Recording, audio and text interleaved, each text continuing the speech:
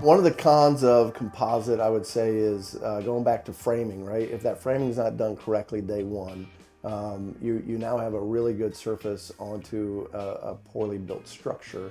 That surface is not going to last as long as what you'd like for it to. So that's a con, but that con's only present if the correct practices are not followed up front.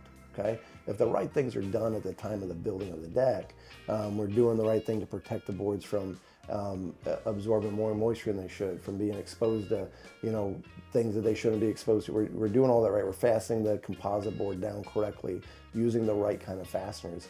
That deck's gonna last a very long time. One of the biggest pros is whenever you think about, staining a wood deck, right? Staining the surface of the wood deck, while it's not fun, it's doable, right? Like you're staining a flat surface. Where the challenge comes in is remember dealing with the rail part of it, right? And you're staining an 1.5 by 1.5 post every 4 inches, and then you have the handrail and you have the bottom rail, you have all and it's a giant pain, right? It just takes a lot of effort and it wears you out. And that's where one thing that people often don't think about when thinking about composite decks is the rail that sits on it, right? The rail, while there are composite rails, the thing we like using the very most is a powder coated aluminum rail. So I'm gonna put a metal rail, aluminum rail in there, and it's gonna be powder coated. It's gonna last a very long time, just like the deck is going to. And now we've given you an environment to go out, spend your time on, hang out, talk to your family, and entertain your friends. Just enjoy and not have to deal with all the maintenance that goes into it, right?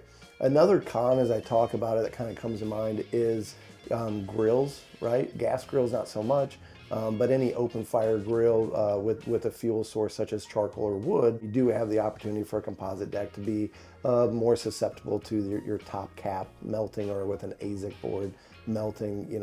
There's things you can do from mats to, just as the design of the deck is done, just be aware of, well, is there an alternate location for the grill? Is there another way to get there? There's a lot of things you can do there, right? But at the same time, a wood deck does not like a fire being put on it either, right? There is not a deck out there that really enjoys it. One question I get a lot from homeowners is, with this composite material, what's it like with heat? Right? What does heat do to it? Naturally, if the sun's directly over the head in the middle of July and it's 105 degrees outside, your deck surface is going to be hot. It doesn't matter if we have a wood surface or a composite surface. The composite surface, though, is more dense. Therefore, that heat's going to stay on there longer. Once it gets hot, it's going to stay hot longer. With an ASIC deck, you're going to see that heat is going to go away quicker. It's not going to hold and retain because it's not as dense of a board.